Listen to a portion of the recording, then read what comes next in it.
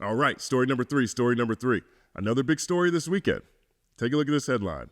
Vince Carter becomes first Raptors player to have jersey retired.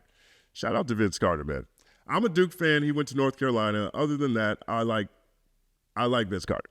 Okay.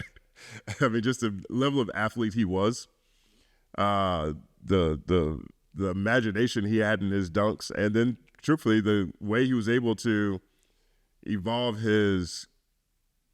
as his career progressed. You know, he was crazy athletic in the beginning of his career. By the end, he was a spot-up three-point shooter, and pretty good at that too. The Toronto Raptors retired his jersey. So number 15 is hanging in the Raptors.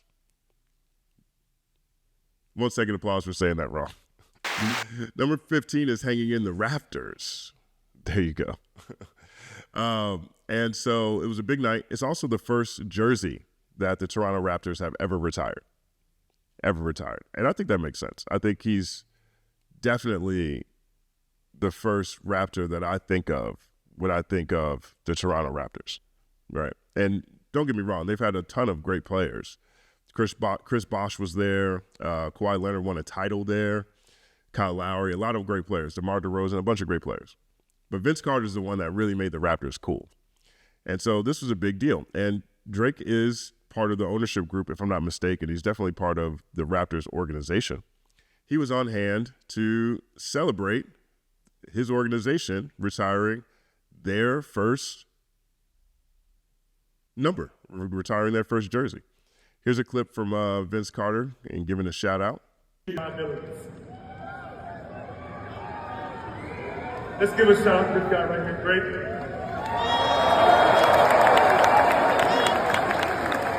My brother, thank you for being here. We've had a couple of conversations, and it's hard to believe that you said, I still don't believe you. But Drake told me that one of the games I threw my armband to him. And how about that? A freaking icon here that I threw my armband to. See, I be knowing.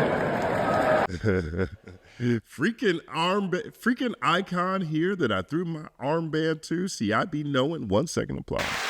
And so this is a big night for Vince Carter. Congratulations, Vince. Big night for the Raptors, retiring their first jersey. Congratulations to the organization. I think that was a great choice. And clearly Drake is on hand. Now, the funny thing about this game is that the Raptors were playing the Kings, and the Kings now have Demar Derozan. And DeMar DeRozan was a pivotal part of the Raptors for a number of years, and he ended up being traded to the Spurs for Kawhi Leonard. Worked out for the Raptors. They got a championship out of it. It was sort of a bittersweet moment for the organization, I imagine, because DeMar DeRozan has been so pivotal at that point in time to the Raptors, and DeMar DeRozan had a great relationship with Drake. Well, all that evolved very rapidly this year with the release of, not like us particularly, but with the greatest rap battle in rap history, Drake versus Kendrick Lamar. Now, DeMar is from Compton, okay? So regardless of what professional relationships he has with anybody on any organization, I imagine this will be the case throughout his career, he is from Compton. He's from the same city, the same city as Kendrick Lamar. So DeMar DeRozan presumably has had a great relationship with both of them for a very long time. For the time he played with the Raptors, and, if you look at the rise of his career and the rise of Kendrick Lamar, they're both from Compton. Their families are, if I'm not mistaken, they're like family to each other, rather. I've heard him say that. So on the day they retire Vince Carter's jersey, the Raptors are playing the Kings, and Drake is in attendance. Let's see what Drake is doing while he's in attendance at this game. Here's academics right here. Drake and OVO Lieutenant Chubbs mean-mugging DeMar DeRozan the whole game. Look at them standing on the sidelines.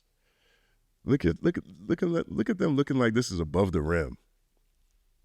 Like it's above the rim or something. Like this is the Entertainers Classic. Like they at the Rucker or something. So this went viral all weekend. Here's another part that went kind of viral. So Drake, he spoke to the color commentators during the game, and he had some words about DeMar DeRozan. Here's what he said. Vince Carter, absolutely, that have made an impact on the history of the Raptors that are going to be. I don't think people understand that's our first retired numbers, right? And it's so that's a legit incredible banner too. That banner, it's beautiful. It's absolutely spectacular, right? Yeah. Unfortunately, we're playing this goof tonight, but it is what it is. You know what I mean? Hey, look. Unfortunately, we're playing this goof tonight. Oh my gosh. Drizzy's in revenge mode. That wasn't all he had to say. Here's something else he said. Yes, if you ever put a DeRozan banner up, I'll go up there and pull it down myself. That's the answer to your question. If they ever put up a DeRozan banner, I'll go up there and pull it down myself. Drake is hurt. He is very upset.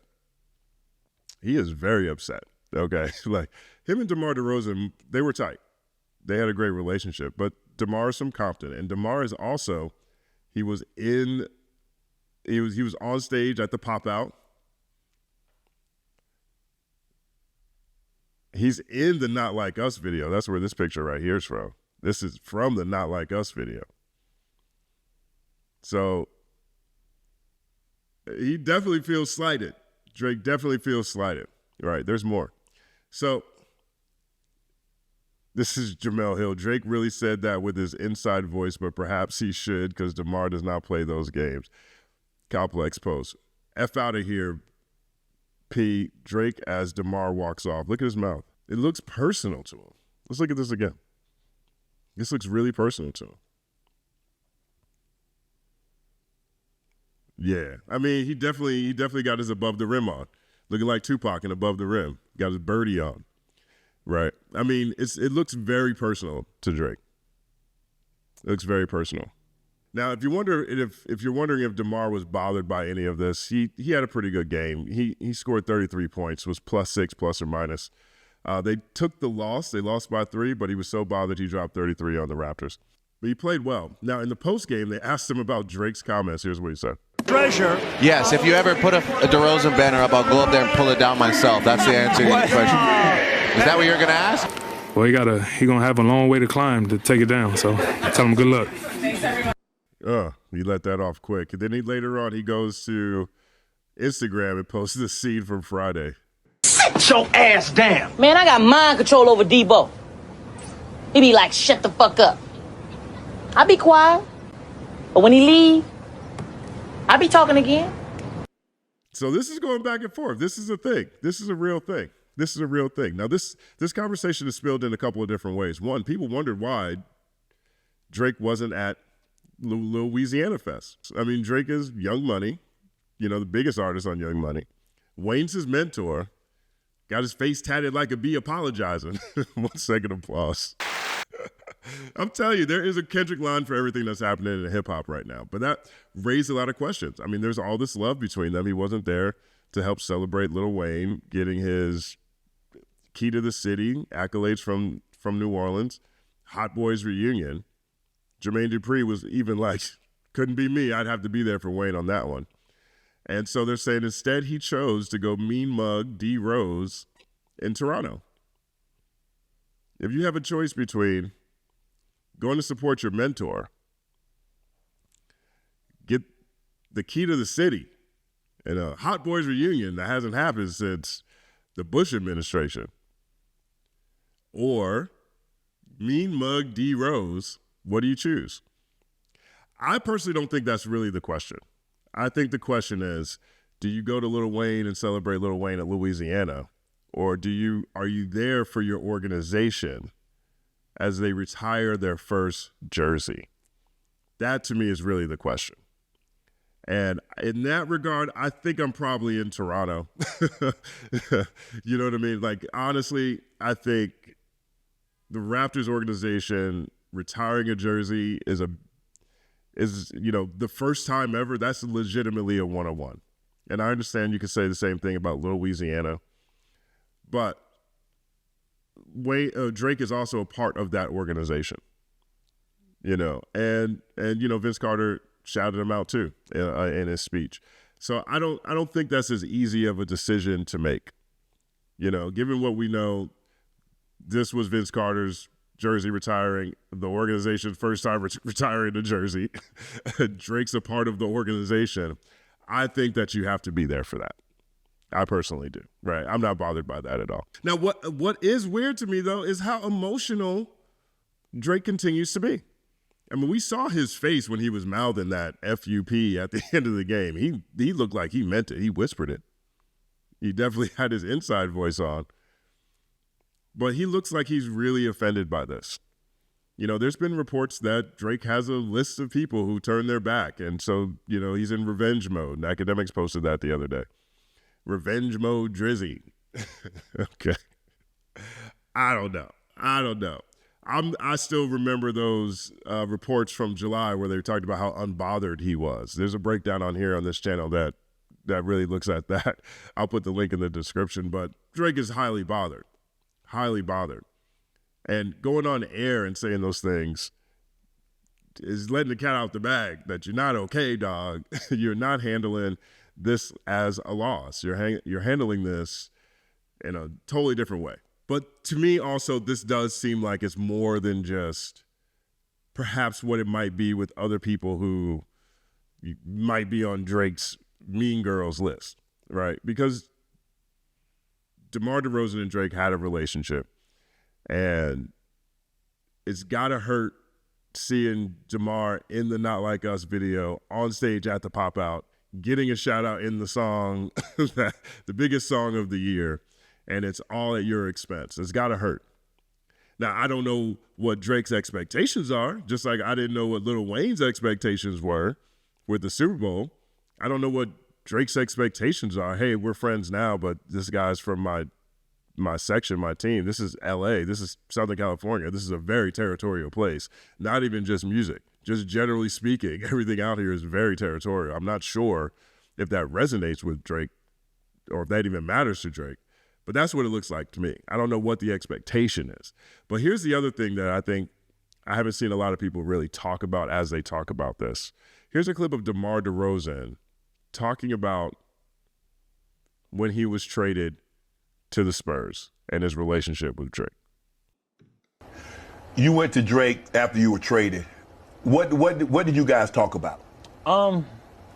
Man, we just really sat there and, you know, but besides basketball, everything, just the reassurance of, like, you know, that was my partner. That was a friend. That was a friend of mine that was like, man, get away from everything. I know it's crazy. I couldn't even turn on TV that day. Phone was going crazy. I just went over there and we sat and talked for hours. Ate, sat and talked. And I think more than anything, just him being there for me as a friend. Right. First and foremost, you know, and no matter what, you know, when it come to him, he'll forever have a friend in me and loyalty out of me because, you know, he cared. Yeah, you know, he was there for you. He was there. He'll forever have a friend in me and loyalty out of me because he cares. I feel it. When everything was just going crazy, you know, and kind of just got me settled in a sense of, like, you know, you're gonna get past it. Don't even worry about it. He dropped your name in the freestyle, Lemon Pepper Freestyle with Rick Ross. I need to get some money. I mean, because I gave you that name. No, you did. You sure did. You went. So you heard it. I mean, DeMar DeRozan said he will always have a friend in loyalty. And he said it on record to Shannon Sharp because Drake was there for him when he got traded. And so that's what I see when I look at this particular situation. One, Drake definitely is still bothered. I think he should let this go.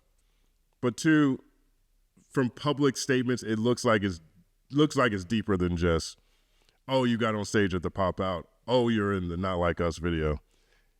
DeMar DeRozan himself said that he would always have a friend in loyalty.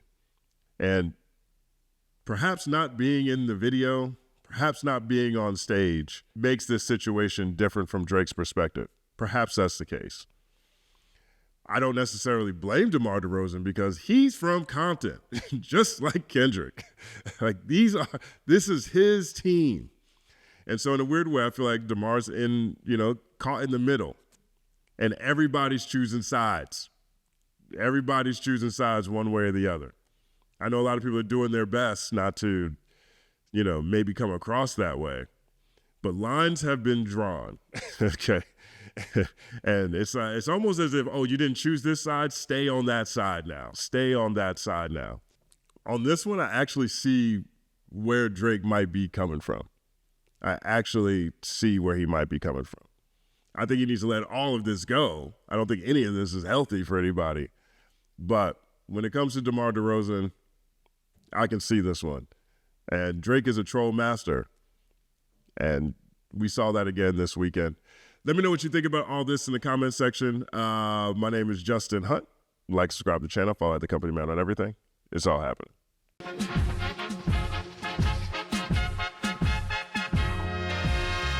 Justin Hunt is here, it's all happening.